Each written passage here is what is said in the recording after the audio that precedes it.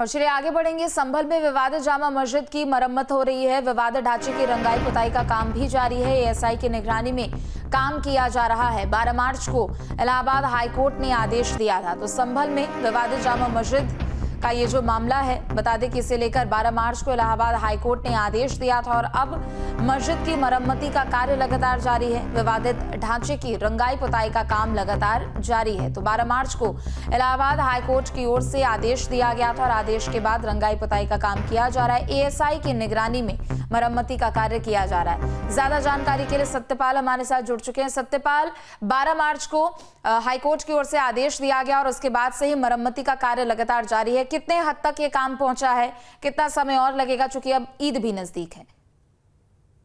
बिल्कुल प्रीति, मैं बता दूं कि 12 मार्च हाई कोर्ट की तरफ से जो आदेश दिया गया था 12 मार्च को लेकर के, इसकी जो शाही जामा मस्जिद है जिसे विवादित ढांचा कहा गया था, तो इसी को लेकर के रंगाई पुताई को लेकर और साफ सफाई और लाइट लगाने को लेकर के हाई कोर्ट की तरफ से निर्देश दिया गया था। एएसआई की मौजूदगी में रंगाई पुताई को लेकर निर्देश दिया गया था। हालांकि इसकी रंगाई पुताई को लेकर के जो शाही जामा मस्जिद के सदर है उनकी तरफ से याचिका दाखिल की गई थी। उनसे कमेटी ने मांग की थी कि रमजान से पहले रंगाई पुताई की जाए।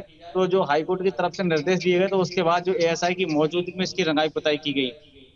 एएसआई की मौजूदगी में रंगाई पुताई की गई, निगरानी भी की और उसकी निगरानी में ही लाइट लगाई गई। लेकिन जो जो रंगाई पुताई का कार्य है वो पूर्ण कर लिया गया है। शाही जामा मस्जिद पर रंगाई पुताई का कार्य पूर्ण हो चुका है और उसको लेकर के जो आज हमारी जो रंगाई पुताई करने वाले ठेकेदार थे उनसे बात हुई, तो उन्होंने बताया कि जो वहां पर रंगाई पुताई का कार्य पूरा कर लिया है। आज जो 10 से 5 मिनट कार्य चलेगा, जिससे कि जो कहीं थोड़ा बहुत जो रह गया उसको करेगा। लेकिन जो कार्य पूरा रात ही कर लिया था, क्योंकि कल बताया जा रहा है 15 से अधिक मजदूर और पेंटर लगाए गए थे, क्योंकि जो हाई कोर्ट की तरफ से 7 दिन का समय दिया गया था, तो जिसमें 3 दिन तो होली के त्योहार उसके उसके निकल गए थे। इसको लेकर के 4 दिन के अंदर ही रंगाई पुताई का कार्य पूरा कर लिया गया।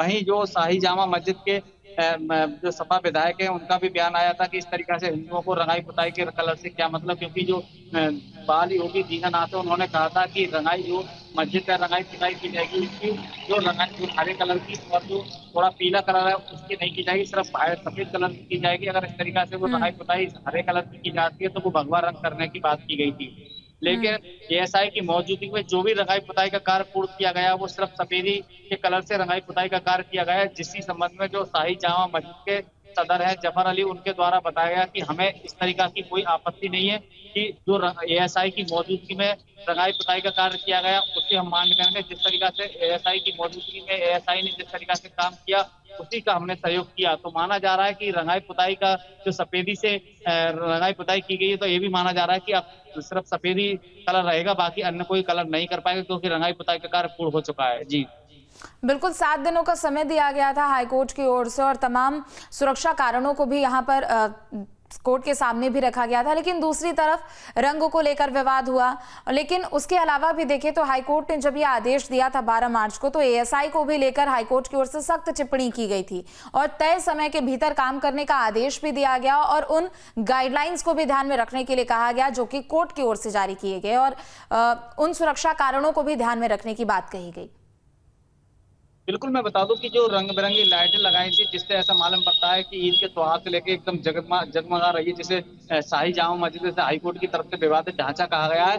तो इसी को लेकर के रंगाई पुताई को लेकर के अभी जो रंगाई पुताई का कार्य किया गया और रंगाई पुताई का कार्य पूर्ण हुआ है, वो सिर्फ सफेदी कलर से रंगाई पुताई का कार्य पूर्ण किया गया है। जिससे जो शाही जामा मस्जिद के जफर अली है, सदर कमेटी के सदस्य हैं, वो उनके द्वारा बताया गया कि जो एएसआई के द्वारा निर्णय लिया गया, हम एएसआई का सहयोग कर रहे हैं। जिस तरीका से एएसआई ने कहा कि सफेद कलर ही होगा तो उसी तरीका से होगा।